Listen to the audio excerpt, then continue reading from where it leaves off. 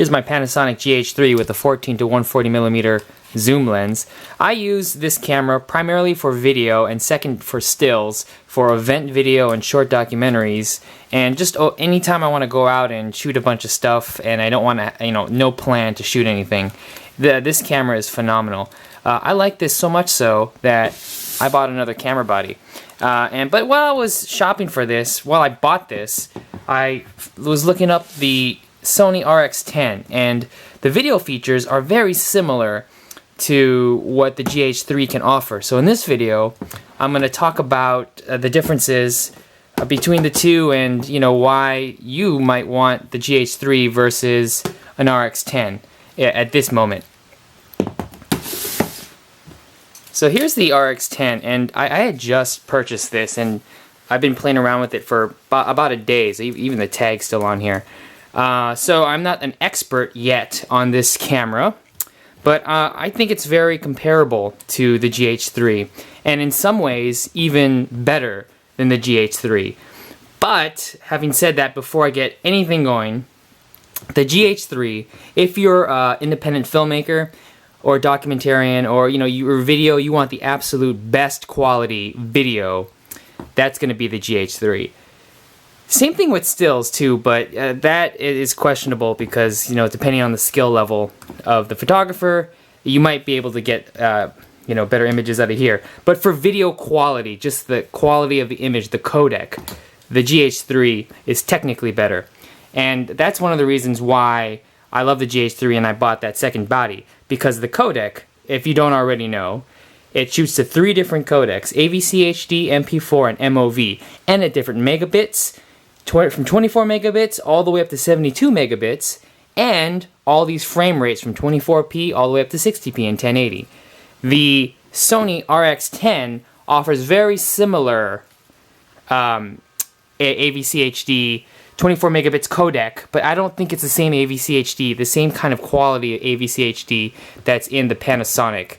And even in the other Sony cameras, I don't think the AVC HD is as good.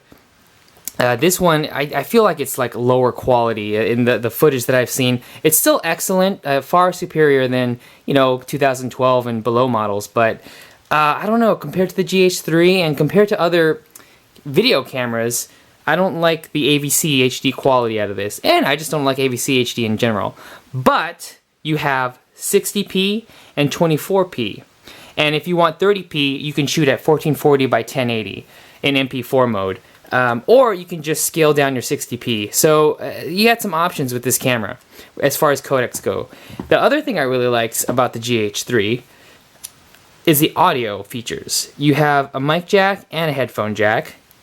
Same thing with this one, headphone jack and mic jack. Pretty convenient for capturing audio into the camera and not having to sync in post. Second thing, or the third thing, is the autofocus features with the lens. Now you need a Lumix lens in order to enable the autofocus, but the autofocus is decent on this one. And on this that I've noticed, this is a really kick-ass lens. You have a 24mm to a 200mm equivalent, a 35mm equivalent, all at f2.8, which is phenomenal. And I would just get this just for the I did just get this just for the lens, because you don't see a lens like this on point and shoots or even on camcorders. So that's awesome, and that's the other reason why I think they're just very similar in video features. This is interchangeable, this is not interchangeable, so it depends a lot on the lens, of course, but right out of the box, you're at an advantage with this. And comparing it price-wise, the body of a GH3 was I think under $1,000, and then the RX10 right now is about $1,300. And even though $1,300 seems like a lot more than under $1,000, I think it's like maybe $900, you get this lens. And just to put things in perspective, this lens was $700. So $700 plus the $900 body, that's way more than this. And this isn't even the best lens. This is the most versatile lens, but it's not the best lens. If you want the equivalent to this, you're going to need the 12 to 35 and the 35 to 100 2.8, and both of those are over $1,000. So considering the lens, I think this is a better deal for just, you know, myself, not having to get all these, invest in more lenses. I have a few lenses, so it makes some sense to me to have a body, but if I didn't even have interchangeable lens camera, I would get the RX10, and I think this is all I would ever need.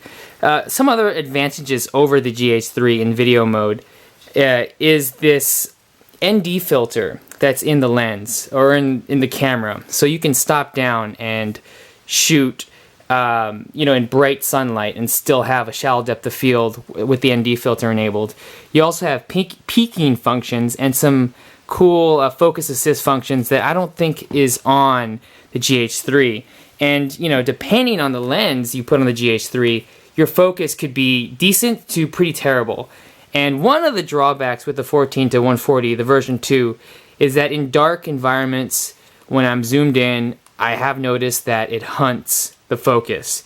And in very similar low light settings that I just did a test for, with this lens, there was no hunting of focus.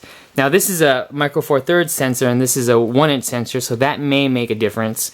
But when I was focusing, or I was zooming in and, you know, focusing on something, it kept the focus like a real, you know, camcorder, not like a DSLR.